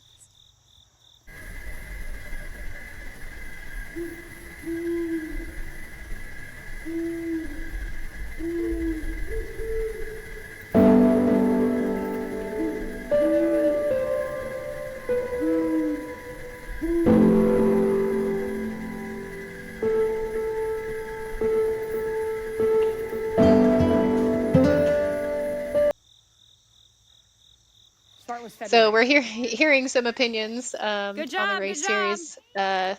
It does change it up a little bit when you have to wait that long in the year. Something I feel like I would like to see. I mean, the complaint is that it's too late, right? So we also in the beginning talked about this being competition series. So you have to compete now with people wanting to go to different world championship events and other things that are happening. So maybe they learn from this and they, instead of doing it the back half of the year, they do it the beginning half of the year. You know, what if your race series was done by July? That way, if competitors wanted to focus on other events in the fall, they could do both. So kind of an interesting It's a really tricky perspective. one. Last year they had a race on the same weekend as OCWC in California, which makes people choose where they're going to be. Yep. But then we're seeing World's Toughest Here we have Mudder, which Rachel happens Waters in November. coming out of the water. Sorry, go ahead. Sorry. Next year, World's Toughest Mudder, which happens in November, is actually going to be happening in June. Is that a permanent change? I don't know. I'm gonna assume so because they've not said yes or no otherwise. But then you've also got the month after, you've got the Ultra World Championships. So it feels like, I hope that you know, the phrase I use all the time is a baby sport. Things are changing. I know. That's what Changing I'm things saying. around, trying Got 11 something years on different, me. I don't think is a bad thing until everyone finds the way to make the season work. We had Alula in February, that changes the season. We've got Abu Dhabi in December, that changes the season. This has always been classically championship season. Is it going to continue to be? I don't know. Oh, I must have missed it. Okay, so we got. All right, so we did see Rachel Waters come up out of the water, and then shortly after her was Jessica Sheppard, so they were not far apart. And then I think we just saw Courtney Washington going in those bright pink shorts. Media happy for our 3 races. I mean, at least he's not mad. And then I think we also saw another competitor in black shorts. I believe her name is Emlyn. I don't have too much history on her. I don't really know her at all, but yeah, I saw her go through. But yeah, you're right. Whenever they had this series a couple years ago, one of the complaints was that it started so early and ended so late in the year. So I think that might have been why they tried to go this different route of starting and having the races in quick succession, was to kind of mitigate that complaint a little bit. So yeah, sometimes you can't win and you can't make everybody happy, so you have to find what works for you. I say all the time, you will never make everyone Awesome, happy. thank you. As long as the decisions that you're making, you're doing because you think it's the best thing for the sport and the best thing for the majority of the athletes, that's what you can do. I don't think this is a bad idea. That I'm not sure how I felt about having a mandatory race last year. Because if there's one reason that you miss it, it throws everything else off. And some of the date planning was a little bit off last year. And 5 races is a lot to attend, but it was a very fun series.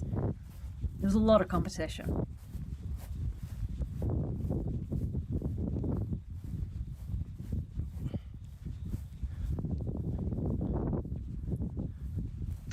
I feel like I'd like to see something in the middle, maybe, of what they've tried now. This year they're going to have 3 mandatory races. Last year I think they had best They're not 3 5 out of they're 6. just 3 opportunities.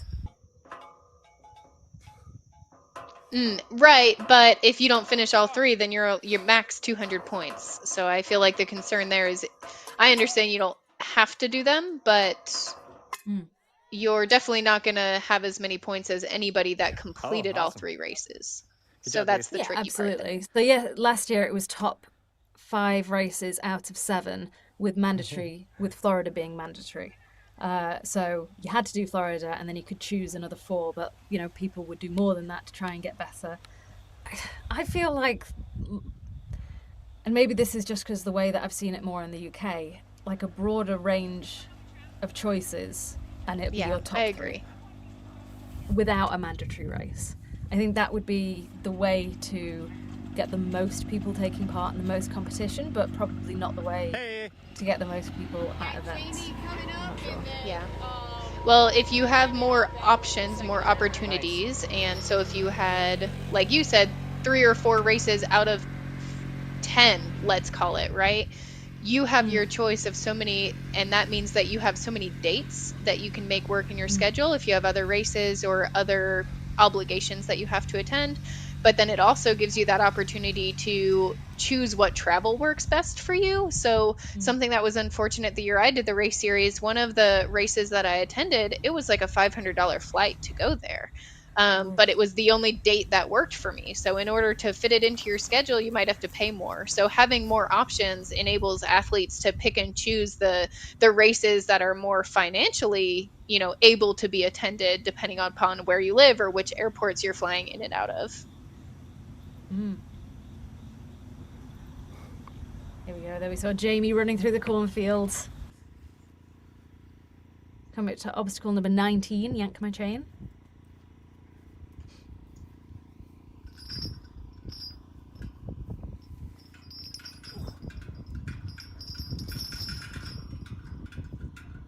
Nice technique there, standing up on the top and then taking a strong pull to finish it out. Good job, good job.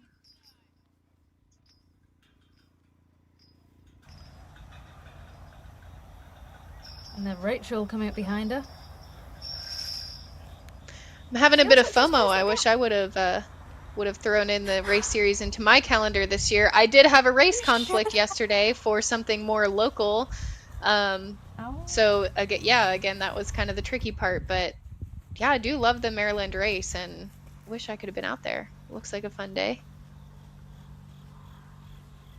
I mean, I'm still turning over a $500 flight. Like, a flight from the UK to the US is less than that. So it's wild that, you know, you see European athletes traveling. That's Jessica Sheppard following up behind after Rachel Waters, quite close.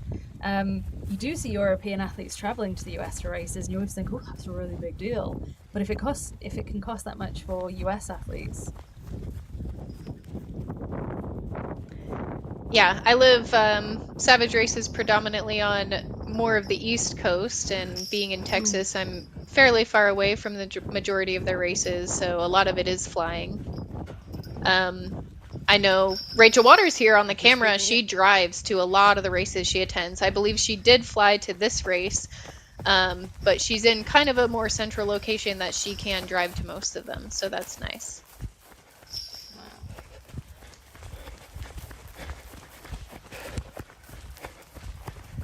She's looking strong and smooth as well.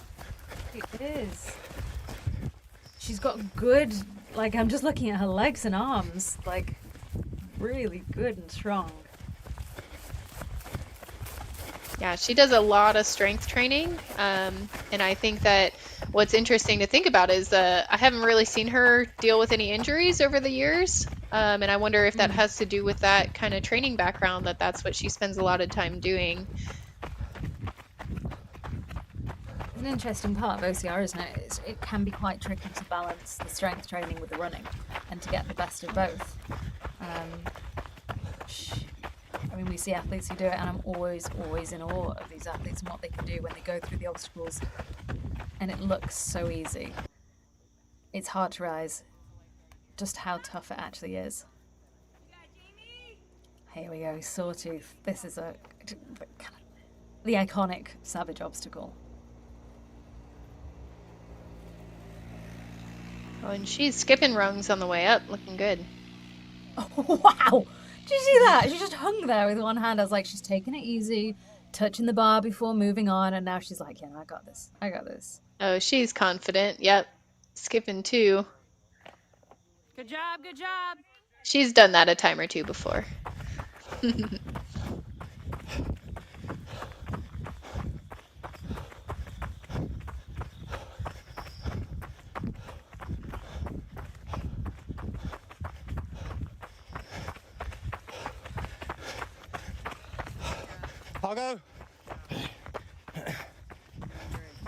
I'll go catch up with Jamie. Yeah, Rachel.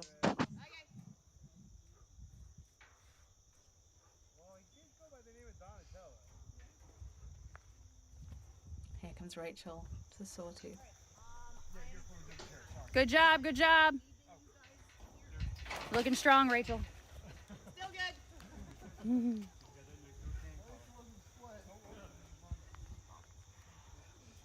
She's going into it with less of a safety net than Jamie was. Jamie started with, touching the bar and then moving on, making sure she was safe.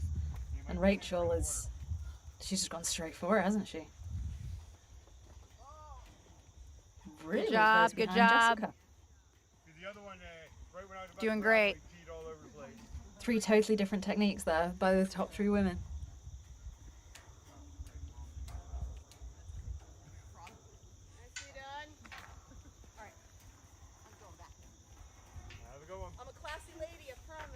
How is that transition in the middle?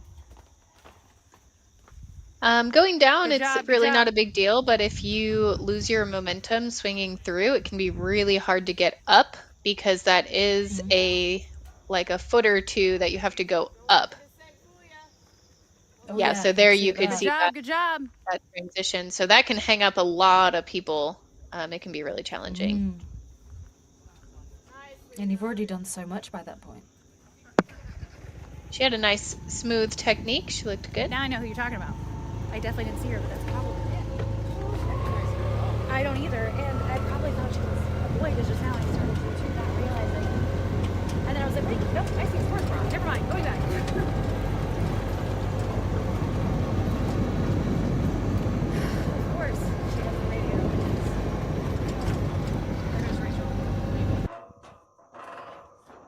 Oh, here we have. Oh, what was the name? So Vuli. Voulez-vous Go ahead. lâcher? Yeah, so this is one of 3 new obstacles, which is Voulez-vous lâcher, which is, I mean, a very simple but tricky obstacle, which is lâchering. A definite skill.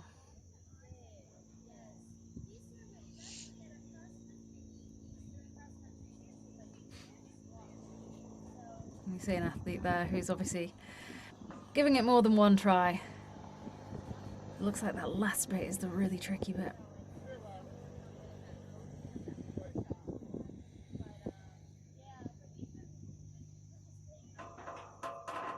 I was like, I don't want to go just yet.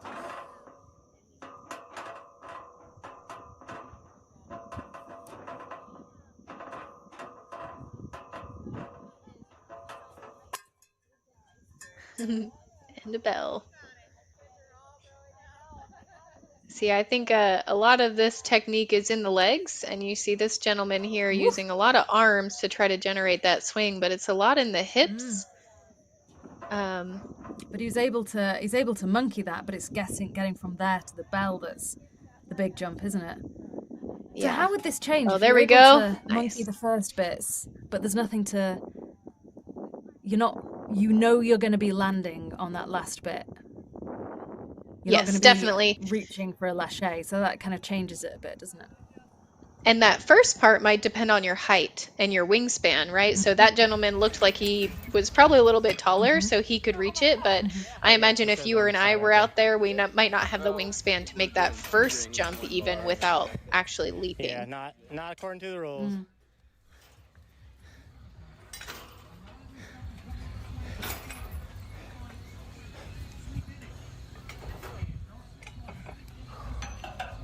Those hands still wet from. Little one, then these are too. Oh yeah, from everybody grabbing them. Ooh, I'm sorry. That's all right. You can use what's on course, so that's a good technique, rubbing it in the hay there. He made a comment that they were wet from other people or from being in the bins. It could have rained, anything like that, so. Not a bad idea to dry them off. Strikes me that it might be fair just to leave all the handholds just in a wet bucket, so everyone has them wet. Nice. I'm very big on rules, in fairness. It's nice here to see. Oh, he could have different reached that techniques. bell. It's unfortunate. It's always interesting when, this is quite a narrow obstacle, and guys with good reach can definitely miss things out. You can hit the bell with And the would ring too. probably find it easier to miss, You could take to the ring skip. and hit the bell with the ring.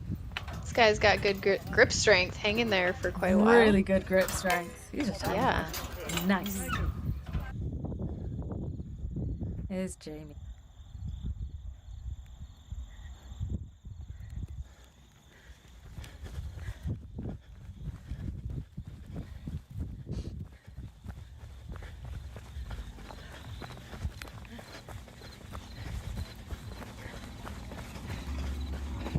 Something else I randomly appreciate about Savage races, you'll see a lot of their trusses and framework for their obstacles are made out of that metal material, which means they don't really wear out over time, or a lot slower than like a wooden obstacle.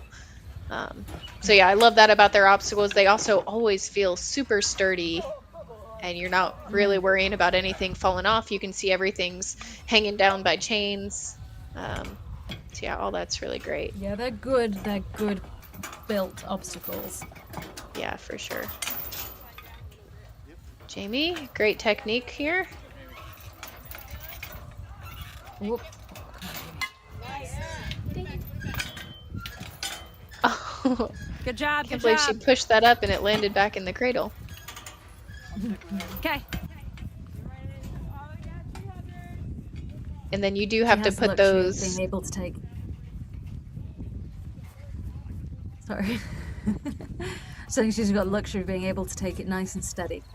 What was it when Gibbons came out and Force 5 kind of gave the tagline is, what was it? It was like fast is smooth and no, slow is smooth and smooth is fast.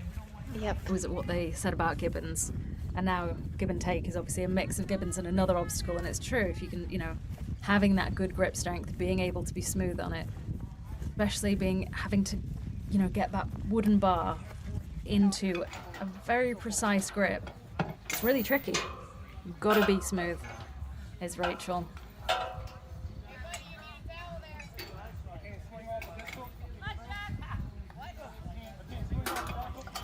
So yeah, I was just going to say that it is on these obstacles where you carry something through with you, it is mandatory to take them back and put them back inside of that bin back there. Interesting technique from Rachel. Chicken winging it, as they say. Yep. She might not feel as safe in her grip and just trying to play it safe so she doesn't have to retry. The But crazy she thing just is being looks able like to her grip. have Good the job, strength good to job. get your arm up that high. Yep. Is Put 'em back, actually, put 'em it's back. an awful lot of strength Good to be job. able to do that. Good job, guys. Oh, Jessica Sheppard on the obstacle the same time as her. I hadn't quite finished there.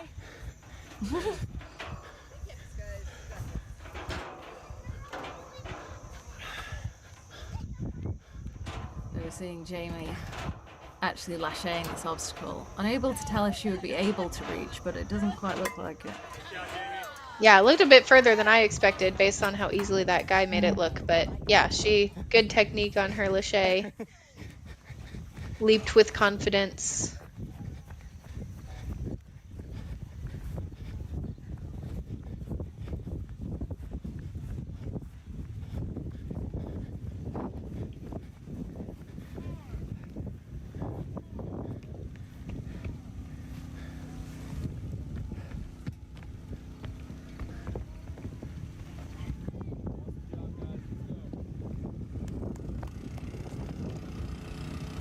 She's up Colossus.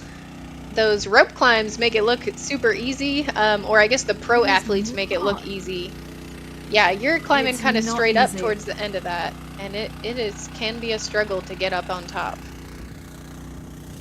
And the fun thing is, if you're doing this race later in the day as a open athlete, people are there helping and kind of all doing it together. And you can go down the slide hand in hand, and there are great opportunities at Savage to have fun with the events as well, rather than just being purely competitive. These obstacles are really, really good fun.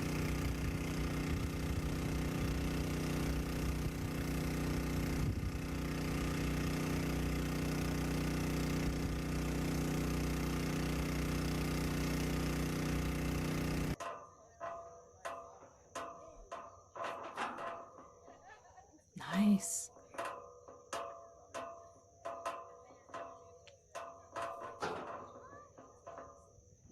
Kind of a nice view of that big forward lean on the legs. And then you have to kind of That's hold like them almost- back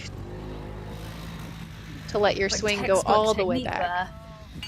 Yeah, looked great.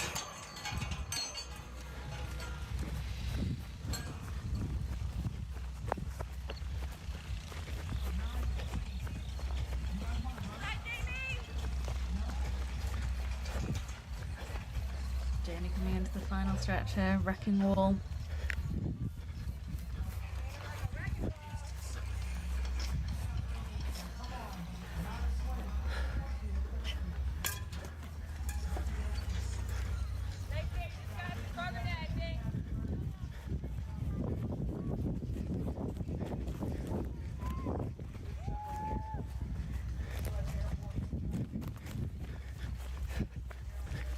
And it looks like our obstacle count was off a minute ago, so it said 27 out of 38 or something, but we is out of 28, so she has one more, and it's just a big S cargo remaining. I was a little confused. I thought we were closer to the finish than that.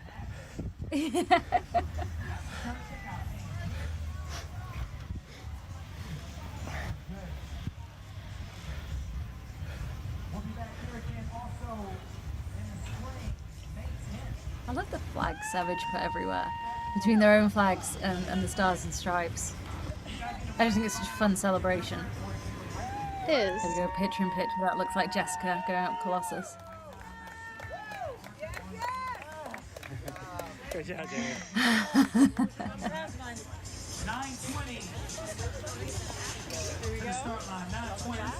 Yep, we've got her, Jamie, finishing out the first race in the Savage Point Series, first place finish. Yep, again, after her doing amazing in the Savage Race Series last year, finishing in second. So happy to see that first place podium for her today. Good job, Yeah, good job. she had a really good year last year. She was strong, consistently strong throughout the races. You know, she had a first place finish, a couple of second place, a couple of third place. She was always in the top 3 last year. Oh, she's these from two this girls year in are that pretty. race. Sorry. Good job, Oh, no, good it's okay. job. You're killing it. Yeah, these two girls, Jess, Sheppard, and Emlyn, are pretty close together. I didn't realize they were that bunched up. This is where technique can make a difference. So close to the end. Pull both ropes! Both of them! 2 ropes, both of them! Pull both ropes. Oh no. Oh no. Oh no. You gotta pull both. There Hey we guys, go. you gotta be in front and give instruction as they're coming up. That doesn't happen. She still didn't get it all the way back, I don't think. No. Oh, but she could reach it. Okay, nice. There you go. Good job, good job. Oh, and then we had Courtney Washington Good about to obstacle, come into but- that obstacle. So that could have made a difference. That really could have made a difference. Here you go, Rachel Waters. Yeah, but you hear Jessica yelling instruction, trying to help the athlete, and then you also heard her correcting the obstacle attendant there and telling them to move out in front and tell them what to do before they get there. So that's something, again, that's amazing about Savage is they see these sort of things live action and they make a correction and they do something to resolve the issue. So they're not somebody that's just going to wait for something and hope that it doesn't, you know, nobody else has the same problem. So I love how they do that. There we go. Number 1 and 2, Jamie Horianopoulos and Rachel Waters in second place. I mean, Rachel's had a good year already running Savage. She got first place at Savage Georgia and second place in Savage Chicago. That's this year. Now, they weren't part of the Pro Series, but they're still Savage races. So she's got a little bit under her belt from this year already. Yeah, definitely. Last year she did most of the Savage races, so that was awesome to see, and she did finish third in the series. So again, nice to see her kind of taking her placement up one notch. And Jessica Sheppard finishing. Sheppard. Yeah, she finished in the Savage Point Series top 10 last year as well. Yeah, and she's been climbing on up the leaderboard, so happy to see her. She's just a great person. Glad to see her finishing third. I love that. So our top 3 male and female. Oh, that was a close finish. If she hadn't had that mishap. Really close Courtney finish Washington. between 3 and 5. Hey, thank you. Wow. That's a really close finish with 3 and 5. So our top 3 for the male and female for the first of 3 Savage Pro Race Series. For the men, Sean Roberts in first, followed by Jordan McDougall and Kevin Thompson in third place. And then for the women, Jamie Horianopoulos in first, followed by Rachel Waters in second and Jessica Sheppard in third. Jamie, mind chatting? You want to chat? Sure. First race in the Savage Series this year. How you feeling? Tired. I haven't raced since March, so for me, it's like first race at all for the summer. Oh, So wow. What'd you do in March? nothing. What just race? train, just train. Okay. So yeah, it's first race in a while. So it felt good to be back. Is it first race of the year or? No, second. Okay. Because I did Savage in March in Dade City, but then I haven't done anything for a while. Oh, yeah. Thanks. But it was fun to be back in the series and see everybody that I haven't seen in so long. Feel feel like what it's like to race again after a while. It's good. So I'm excited for the series. You plan on being at the other two? Yeah, for sure. Great. What'd you think about this course? It was fun. Just like I remembered, a lot of fast areas, some mud that wasn't fun. So, but it was good. They always do a really good job with planning out the course. Yeah, I was surprised. It looks, you get here and it looks flat. Yeah. But they find some good hills out in that bog. Yeah. And, you know, I live in Florida in the flattest part, so every little bump is like a huge hill for me. But it was good. It was a lot of fun. What about the rigs? I know I saw a lot of people coming out of the mud with their hands covered. I do a really good job of keeping my hands out of the mud. The rig was a lot of fun. There's a lot of new grips on there. That made it a lot of fun. And having a couple of different holds on a single chain was, you know, kind of threw you off a little bit. But, you know, I have really long arms, so I can skip things too. So I have that going for me. But did the bar in the ropes surprise you, or did you see it coming? I saw it. I ran past it when I was doing my warm-up, and so I kind of had an idea of what I wanted to do. So I'm sure it could throw a lot of people off if they're going for what they think is just ropes and there's a bar in there. And that bar is always really slippery. So, and it's solid too. Yeah. Smack your face into it or something. Well, congratulations. Anybody you want to shout out? I definitely want to shout out Mud Gear Hannibal Race Pro Team. This is my second race technically that I'm debuting for them. Awesome. MIT has always been a part of my heart, and I'm still a part of them as well, but I'm on that Mud Gear Pro Team now. Run Fluence for my running coach. Let's see. I'm sure there's a lot of people that I'm forgetting, but definitely like Mud Gear. So they've always been a good support. So if I'm forgetting anyone, I'm so sorry. Race brain, you know. It's okay. No worries. Great job. Thank you so much for chatting. Thanks. Good job. That was amazing. You mind chatting? Sure. You want to talk together? Sure. You can just kind of hold it between y'all. Be good. Rachel Waters. Hey. And Jessica Sheppard. Okay, awesome. Great job, both of y'all. Thank you. Early on, I know, Rachel, you weren't in second in the beginning. No. Walk me through how you got into second. You know, that's kind of how I roll. I usually like to try to be a little more conservative at the beginning and save my kick for the last half. Because I know that a lot of women start out super fast, and it can be kind of hard for your ego to hang back a little, but I just know myself as an athlete, and if I just focus on, you know, staying true to that, it usually works for me. Depends on the race.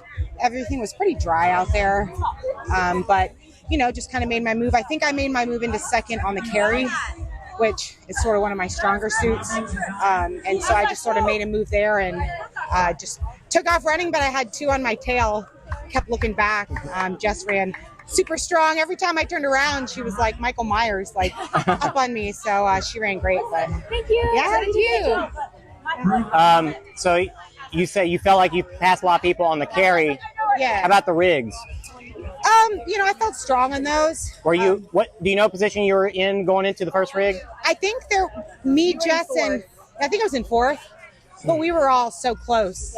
You know, Jamie had a lead, but then I'd say second to fifth place was all kind of within eyesight of each other, and that can kind of make it spicy. But again, it's easy to get lost in that panic of looking at what the other women are doing, but I just have to focus on breathing and, you know, doing my thing and, you know, just trying to stay strong in that last little bit. So, Jess, you were in that mix. What was your strategy going out at the beginning? Stay slow at the beginning, be conservative, not get out too fast. Same thing. You saw a lot of people ahead of you. Same thing, because I knew that there was obstacles coming up, and the obstacle got in the end, and you don't want to gash yourself out at the beginning, because then you're not going to have enough energy at the end. Yeah. How about the bogs and the woods? It actually wasn't too bad today. Yeah, I've done this venue a few times, and I don't know if they had maybe a dry summer, but I've had like Loch Ness Monster experiences Yes, out here, you know, up to the waist. So I thought it actually wasn't, it was a pretty dry course. It wasn't that humid today. The weather was perfect. Great running conditions. I'd say it was a pretty fast course too. Very fast course. Probably because it was so dry. Yeah, but we'll see how Atlanta is. Atlanta's usually a little swampier, hillier. Sometimes it's cold and rainy. Gnarly. They find every like nook and cranny in the back of that course. Yeah, but just super excited.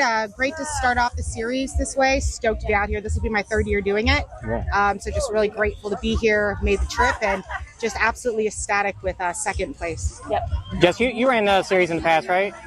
I have done several races throughout the series. I unfortunately got injured throughout both series the last 2 years, and I had to stop. So. Do y'all both plan on doing the next 2 races? Yeah. I will be in Georgia, and I will not be at the third race. Okay. Yeah, I'll be in both. So Georgia's my hometown, so and I love Dade City, so I'll be in both. Awesome. Anybody y'all want to shout out? DJ Shoes, Mud Gear, Surf Fido for Alt Red and Immunity. Cool. I'm kind of doing my own thing this year, but I always like to shout out Lionhearts Fitness, which is a kids nonprofit that I like to support. Yeah, awesome. So check them out. They do obstacle course racing and training for kids. I think I can say that had I found this at a younger age, I may not have struggled the way I did in my 20s and 30s. So I just love their program. So check them out and hit me up if you want to learn more about them. So thanks for having us. It's always absolutely. nice to see a face out there. And thank you very much. I'll be at the other 2, so I'll see y'all there. And thanks to Savage. Awesome. Yeah. Oh yeah. Of Yeah, course. absolutely. Of course. Thanks. Congratulations, you guys. Thank you. Thank you. Thanks.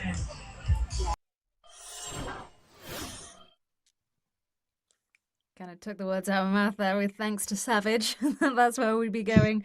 It's so nice to hear from the athletes at the end of the course. And some great shout outs, all kind of really well-known names in OCR that are well called out that we wouldn't really be doing what we're doing without. So thank you to those athletes and well done for incredible races across the male and female. Yeah, they did great. Happy to see them all out there. I also want to second the shout out to Savage Race just because they put on amazing races, and I wish they put on more near me that I could get to easily within a drive instead of having to fly, because I would definitely do a lot more of them. I was really happy the year I got to do their series, put a lot of them on my calendar. So hope to see some more coming up. I'll be at Dallas if anybody wants to come out. So yeah. Amazing. Let's recap those results from today then. The top 10 we have come in for the men. Top 10 coming in within 10 minutes of each other, just under 10 minutes of each other. In first place, Sean Roberts. Second place, Jordan McDougall.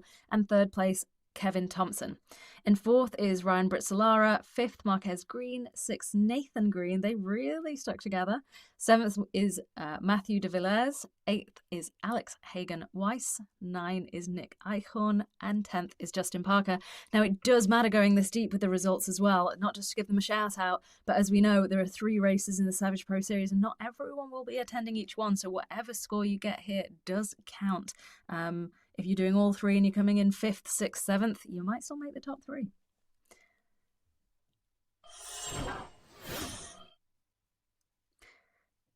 That is still the men's. Let's have a look at the women's. So this is the leaderboard. As it's the first race of 3, the leaderboard is looking exactly the same as the top 10, but we can see the points distribution there, with Sean taking 100 points down to Justin taking 91 points. And it is the 3 scores that you get added up to give your final score at the end. But of course, there is no mandatory race. So who knows what's going to happen across the next 2 races, who's going to turn up and who's going to be there. Let's have a quick look at the women's results. Women's tops 10, Jamie Horianopoulos in first place, Rachel Waters in second, Jessica Sheppard in third. As we saw, 3rd to 5th, very, very close together. We can see it there. Emlyn Chang in 4th, Courtney Washington in 5th. Then in 6th place, we have Alicia Herman. 7th is Jennifer Bleeker. 8th, Emily Angel. 9th is Kelly Sullivan. And 10 is Samantha Bloker. Of course, again, these scores will matter for the Pro Series leaderboard for Savage Race, because at the top is your 3 races combined. Jamie Horianopoulos taking 100 points there, going down to Samantha in 10th, taking 91 points. And that carries on all the way down. That carries those scores carry on all the way down. So that was the first race. The next Savage Race will be in Georgia on the 21st of September. That will be race number 2 of 3.